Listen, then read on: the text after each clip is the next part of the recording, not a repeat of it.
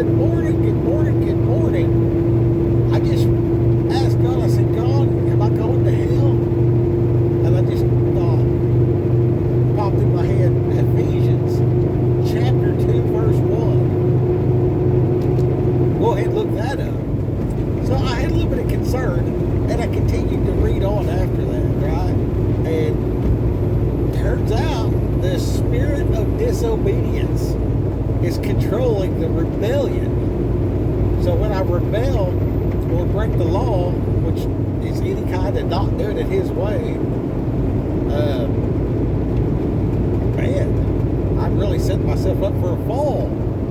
And then I was like, where did that thought come from? You know what I mean? And then, like, regardless of where it come from, God let that thought come through. So, you know, we can see from the book of Job that God wants the best from us and for the entire kinfolk. It's God's will that none shall perish. And yet we see it's a narrow path and only a few find it. So, looks like God's not getting His way. And I'm like, man, what's up with this? And it turns out that people have free will. So what's up with that? Why do we have free will? So God knew that without the opportunity to choose, then love would not be real. And He wouldn't have a real family. He'd have a bunch of robots. So God wanted a family. So this earth is like a proving ground to grow into Christ likeness, which is a state of obedience and just acting appropriately at all times. When I say someone's acting inappropriate, a lot of bad stuff comes to your mind, more than likely, but it is inappropriate to eat a pork chop. That's inappropriate. You know what I mean? So it's like, what level, how far are you going to take this deal? And then I see the ones that take it real far, and then I see further in Ephesians chapter 2, grace. We were saved by grace. So it becomes overwhelmingly, abundantly clear to me that I am going to hell except by grace, except by the blood of the Lamb, which is Yeshua, Jesus. So, how do I stay right in all this confusion? Well, I pray and stuff, everything, and I try to educate myself enough to just, like, you know, be appropriate in each situation. And then it's like this morning, you know what I mean? And then I realized it's a test. It's a test. I was tested this morning with that thought that came in my head. Now, whether that was a good thought or a bad thought, it was a description of the evil spirit. You know what I mean? It says something about the sons of disobedience. You read on in chapter 2, it talks about the sons of disobedience are, they got the spirit behind them of disobedience, spirit of disobedience, the power of the prince of air, whatever. Talk about the devil, talk about the enemy. Satan means enemy. Okay, so the enemy. In the unseen realm that we have an enemy. And God allows that for our educational purposes, for our testing and growth. So, it talks all the time about, you know, you got to gird up your loins. And I'm not sure exactly how to take that statement. You know, just pulling it out of context, you can take that statement a bunch of different ways. You know what I mean? But before I, you know, go climb on a roof, I put my nail bag on. You know what I'm saying? We'll just leave it there. Because however you gird yourself for whichever battle is specific to that context. You know what I mean? So, when I hear this in my head, I'm like, where'd this come from? You know, it was not my thought. I was not thinking about that. But I wanted some confirmation from God today on my path, and I got several obligations. And it's just like, I don't know if I'm juggling or spinning a plate or what, but I mean, yeah, it's a difficult life. And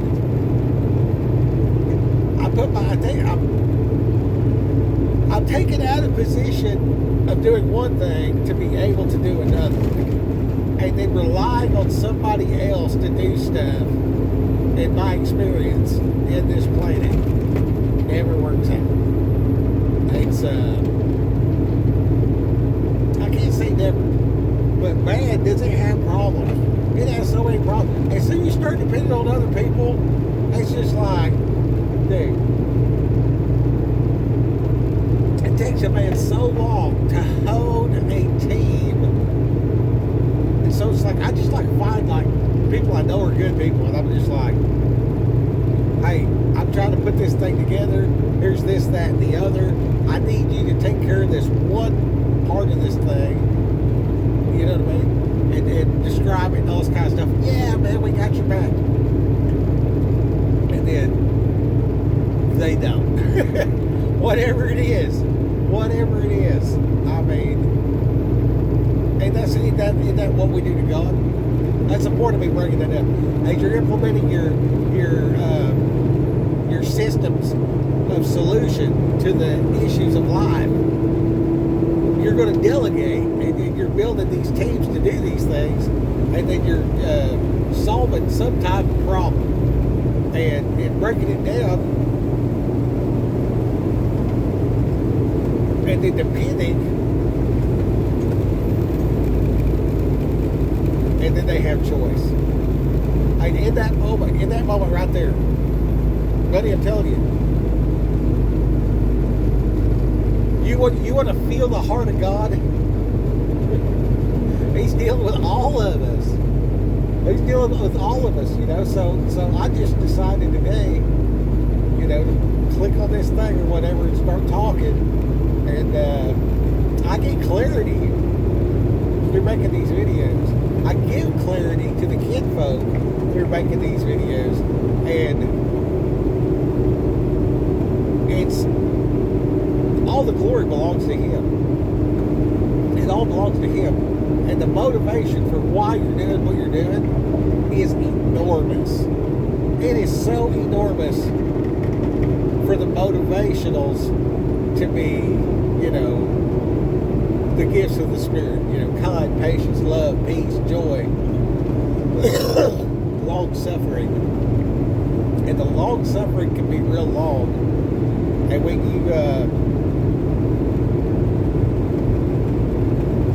you work your whole life and then something's taken away from you, and then it don't seem right,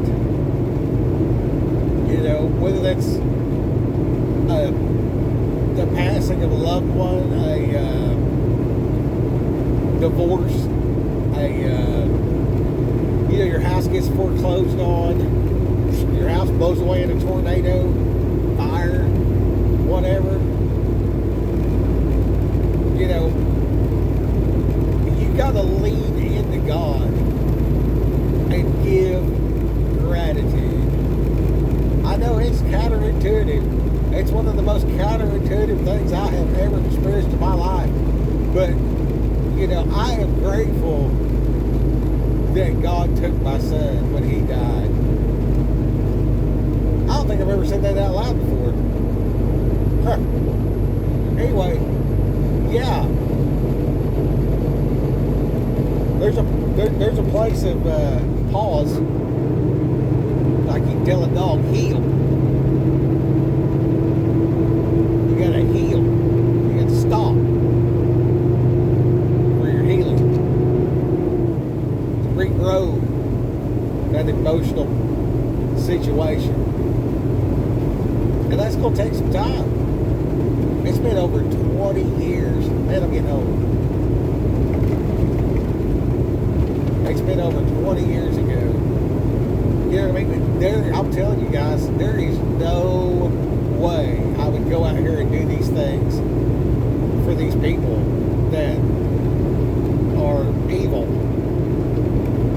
You know what I mean?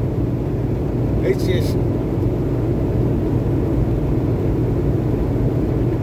if you really look around, it is a narrow path and only a few are finding it. And, you know, if you're completely sure who's making it, then you got more knowledge than I do.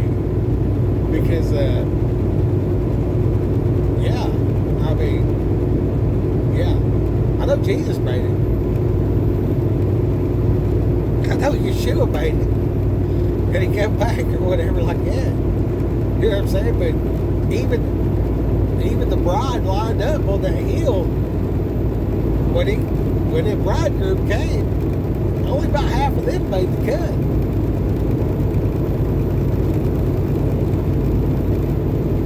We see all this stuff where people go all out. They're just like really doing all these things and laying up all this for this hypothetical situation. And then what they need is different. You know? And that's why, I mean, my whole life I've been like, you know, fire, tornado, earthquake. Like the earth is trying to kill me. And then I want to avoid like heart attack, diabetes. So like sugar is trying to kill me. Cigarettes and beer. You know what I mean? So if I fight off sugar, cigarettes, and beer, I stay armored to deal with earthquake, fire, wind.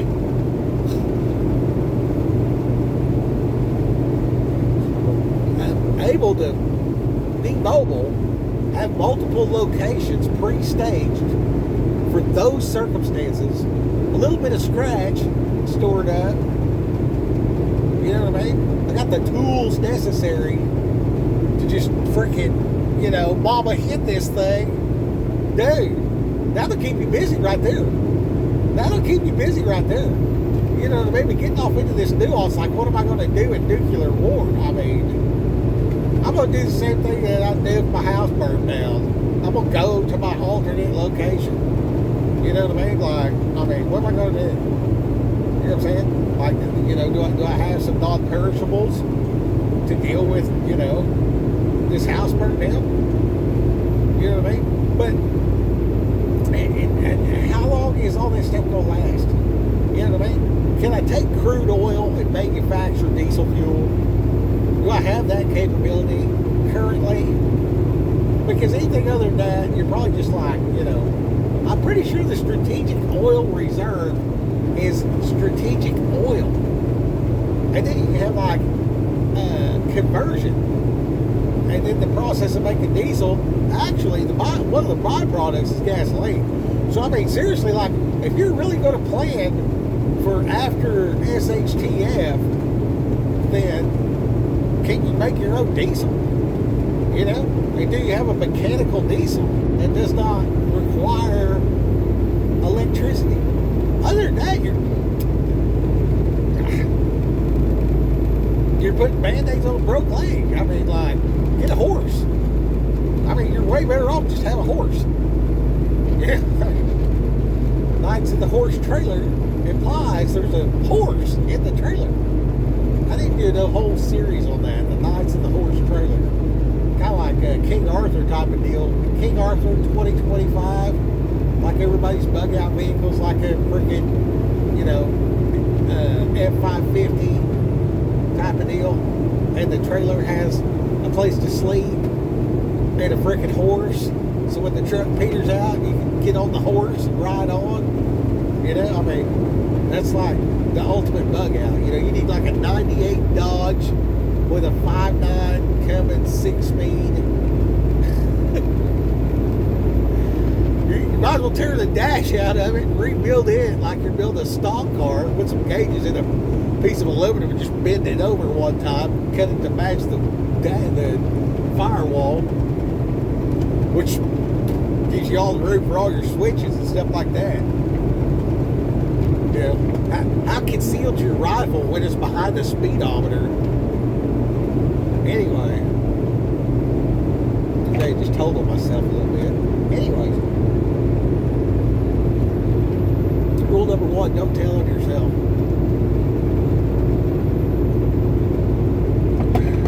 And put a Derringer in your coffee cup. Nobody suspects.